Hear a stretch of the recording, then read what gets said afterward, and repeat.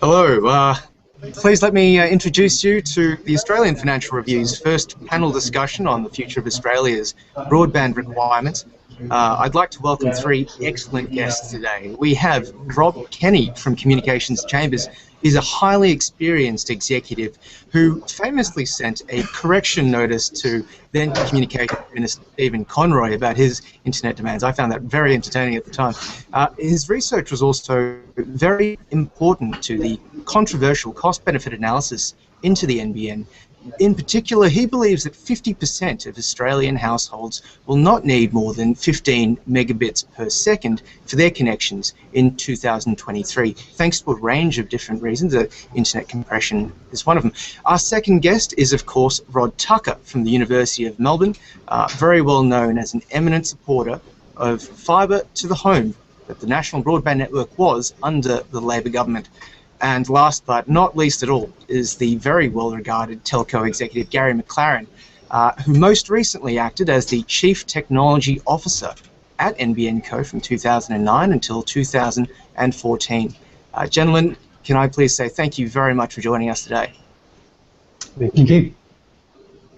Thank you. I'd like to kick off actually by asking Rod a question. Rod, can I ask, do you believe that 15 megabits per second will be enough for median in 10 years' time?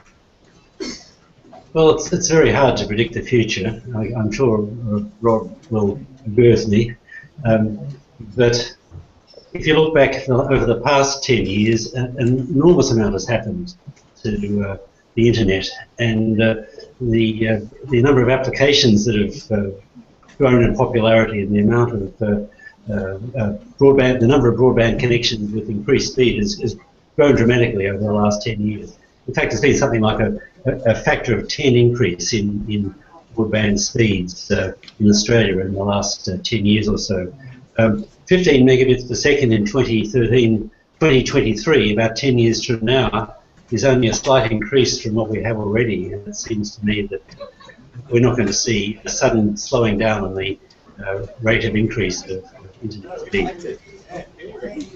Gotcha. Rob, can I pass the question on to you? I imagine you've seen a lot of this feedback from afar. How do you respond to people such as Rob, such as people like IINet Chief Executive David Buckingham, who says 70% of his 40,000 NBN customers are voting with their wallets and actually picking plans of more than 12 megabits per second? Well, so there's a few answers to that. The people who are choosing NBN at the moment are people who want the higher speeds. So the percentage of NBN customers who are taking a given speed doesn't necessarily tell us that much. There's also a problem that I don't think this is an area where consumers are necessarily terribly sophisticated. To be honest, this is an area where a lot of people in the industry aren't terribly sophisticated. So presuming that consumers necessarily know their technical requirements isn't necessarily a safe assumption.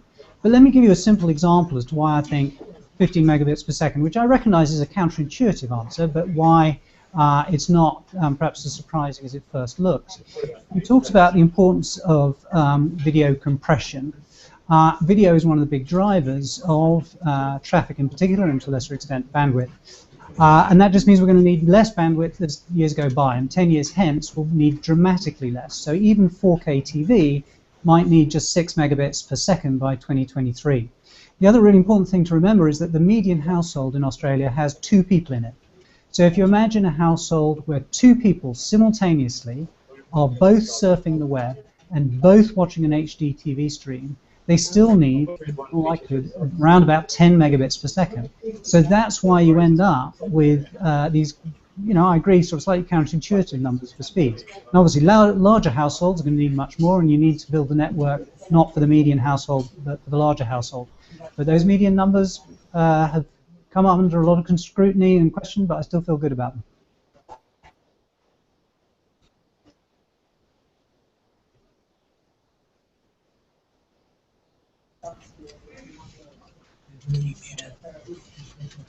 Sorry about that. I just sort of didn't quite get the end of it. Our internet connection, as it might stand, is not the best.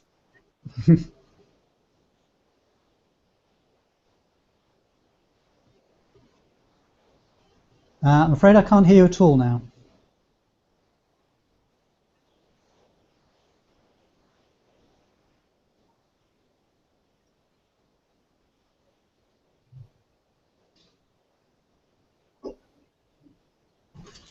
afraid they can't hear me at all. Oh, you're back. Can You can now. Thanks so much. Sorry about that. I was just saying there's a question from Dave Cooper over Twitter, and maybe Gary can help us out. If 15 megabits per second really does end up being the peak speed requirement for media in Australia, do you think it'll hurt NBN Co's top-line revenues? Long-term viability as well. So, I think that's a very interesting question. If NBN Co chooses to follow that modelling and really deliver a network that is only delivering 15 megabits, and let's be clear, the policy objectives that NBN Co has is to deliver higher speeds than that, but at 15 megabits you would see quite significant challenges with competition from mobile networks and public Wi-Fi networks.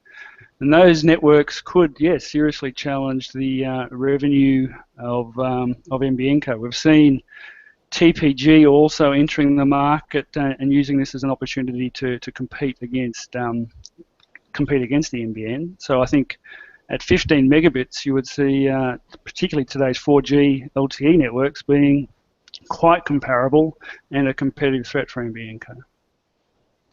Yeah, if I can dive in there, and I think that is right about the speed of the mobile networks. Mobile networks, though, their cost is driven a lot by traffic, and I think to move a sort of fixed connection amount of traffic across onto the mobile network would be pretty expensive for them. So even if the speeds required are within the scope of what a mobile network could do, I'm not too worried about mobile substitution just because of the traffic demands. Okay. And look, thanks for jumping in there. Can I just say, gents, we're going to treat this as a chat, so if at any point you wish to come in, please feel free to do so. Rob, can I ask, in regards to video compression technology improvements, is it really safe to actually take into account technology that hasn't even been invented yet? Can we really model that? Well, we have a pretty good long-term trend of what video compression has done. So people like Zetacast, people like Cisco themselves, talk about these numbers, and I think there's quite a good degree of confidence. One of the things about video compression is if you're betting on video compression, you're betting on Moore's law. It's the processing power at either end is one of the things that means video compression gets better and better and better. So I think we'd all be pretty comfortable betting on Moore's law. Can I just jump in there? There is, of course, the fact that as compression technologies improve, there's then, I guess, an impetus to even higher quality TV standards. Those are driven by compression technologies, and while 4K TV is on the horizon, so is 8K TV, which uses 4 times as much bandwidth as 4K. So there's a continuous development of technologies which keep pushing video to higher capacity.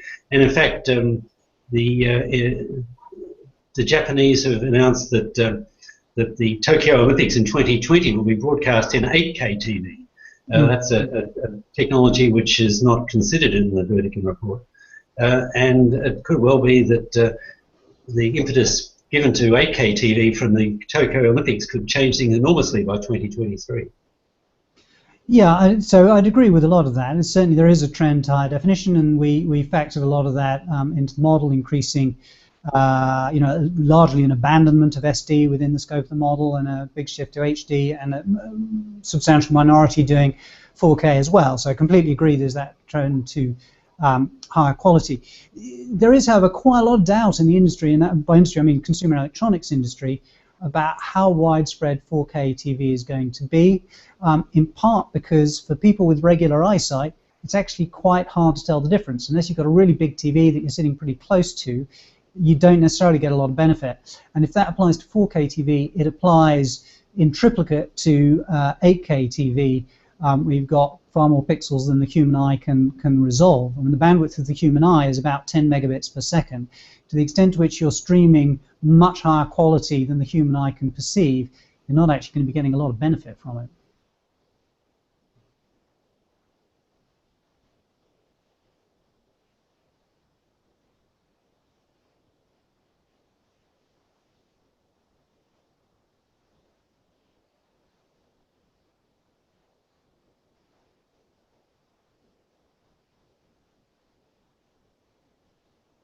Do we have a moderator, or shall we self-moderate?